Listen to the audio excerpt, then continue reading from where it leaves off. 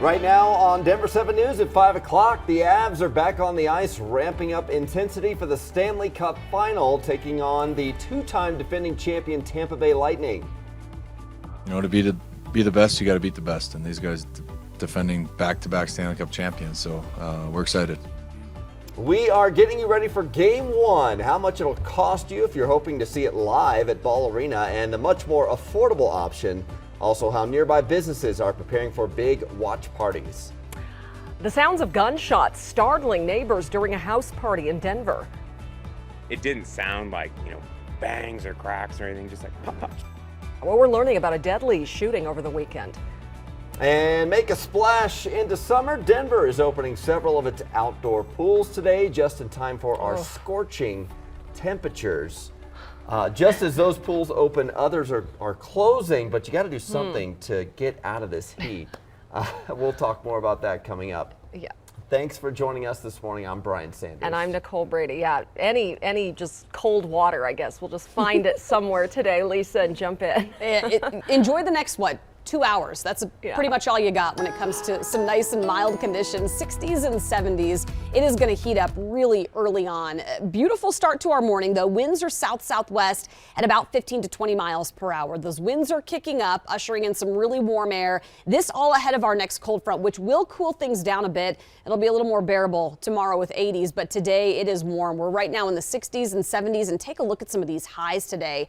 Near 100 in Denver, Erie, Platteville, north to Fort Collins. Boulder, you're going to be at 94, just about 10 degrees cooler in Evergreen, but 70s and 80s for the mountains. So it is pretty toasty up and down the Front Range, and we do have some pretty dry conditions. Coming up, we're going to take a closer look at wind speeds today. Fire danger is going to be higher across parts of Colorado. I'll show you that here on the Super 7 Day coming up. My RTD alert meter has been pinging here this morning. There's been a lot of disruptions with the light rail and also with some of the buses. Multiple, the N-line or trips going to the north have been canceled, as well as bus trips. The 15 has seen a lot of cancellations. That's the East Colfax bus that runs out towards 225 from downtown. So that East Colfax bus, even the 16, the one that goes on the west side of Colfax, also affected. No operator available is what the problem is. So you can always check the next ride access there on the website to get your details on your ride. Take a look at the camera up there at I-70, right by the Buffalo Herd Overlook. Still doing some lingering construction. Looks like you're going to start picking up the pieces here in just a little bit, but still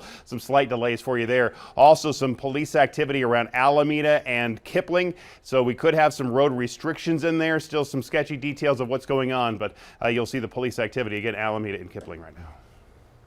Well, the countdown is on to Game 1 of the Stanley Cup final. The Avs will take on the defending champion Tampa Bay Lightning here in 2 days. Yeah, the team was out on the ice at Ball Arena practicing yesterday. The Lightning have lifted the Stanley Cup for 2 consecutive years, but the Avs say they're ready for a challenge.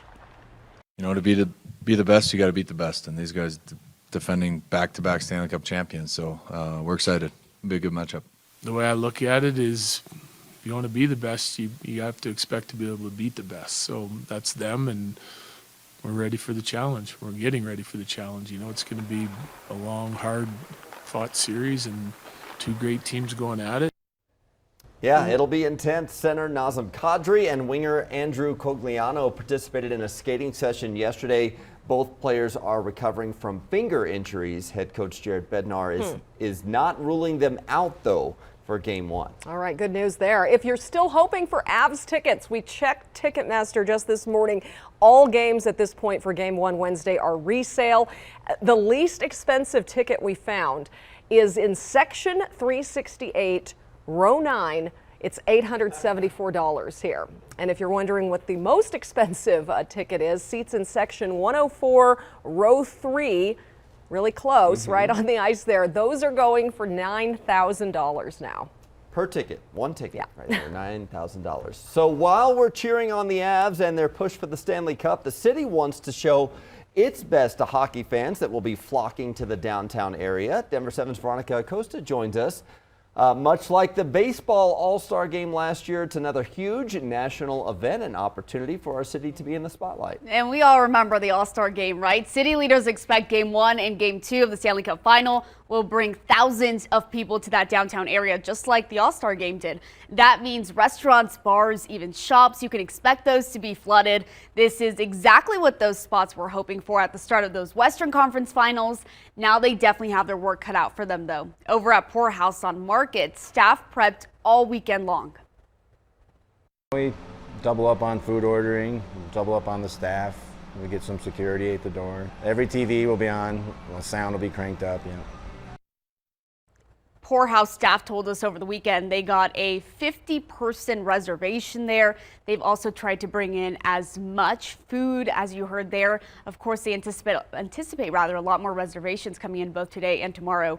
The restaurant industry, of course, not the only one prepping really big. If you plan on traveling into Denver to watch the games, that's also going to cost you a little bit. On Priceline, as of last night, the cheapest rate comes in at $84 a night. That's over at the Clarion Hotel Denver Central.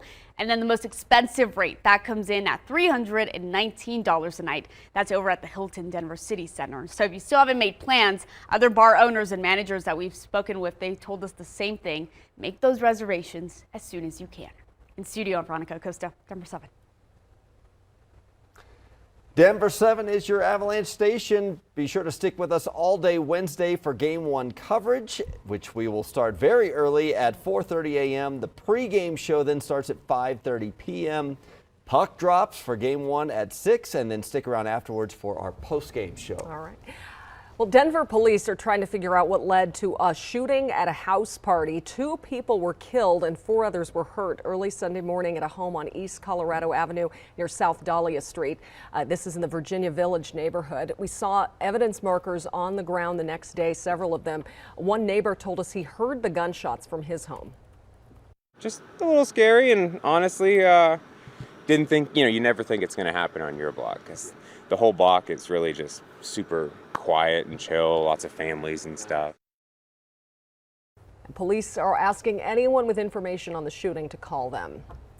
Meanwhile, there is progress on gun reform in Washington as the U.S. Senate reaches a bipartisan deal. Yeah, important to note, it isn't a bill yet. It is just an introduction or a proposal, but the framework of it would strengthen background checks, allow juvenile records to be screened for gun buyers under 21. It would also expand restrictions for convicted domestic violence abusers.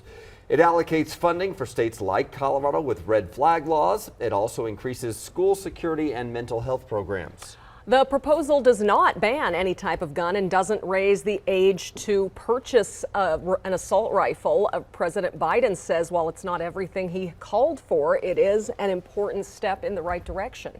10 of the signers are Republicans, which would be the number needed to break a filibuster if it becomes a bill. 3 men from Colorado were set to be arraigned today in Idaho. They were among the 31 members of a white supremacist group arrested near a pride event over the weekend. Nathan Brenner from Louisville, Forrest Rankin from Wheat Ridge, and Connor Ryan from Thornton are charged with conspiracy to riot. Police found the group packed into a back of a U-Haul with riot gear. Investigators say they wore arm patches and logos identifying them as members of Patriot Front. Patriot Front is a white nationalist hate group formed after the deadly Unite the Right rally in Charlottesville, Virginia back in 2017.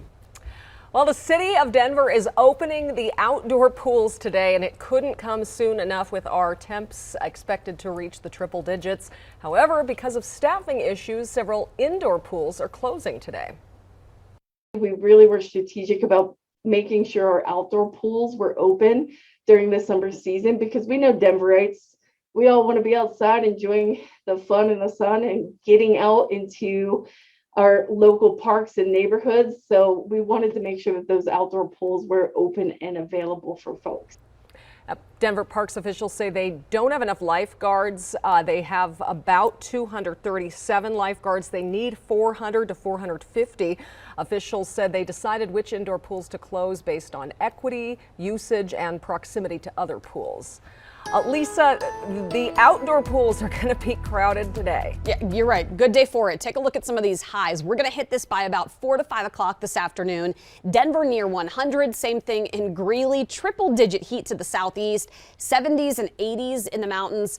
It's hot today. It will be a little cooler tomorrow. We're tracking a cold front. I'll show you how that's going to impact our Tuesday temps coming up. And right now we have a good drive. We had a semi on fire, pretty hot, obviously, on that westbound side of I-76, just behind us. If the camera was moved the other way, we would see the burn scar there. But the lanes on westbound I-76 are open, heading for I-25. No other big travel time delays right now across the freeways.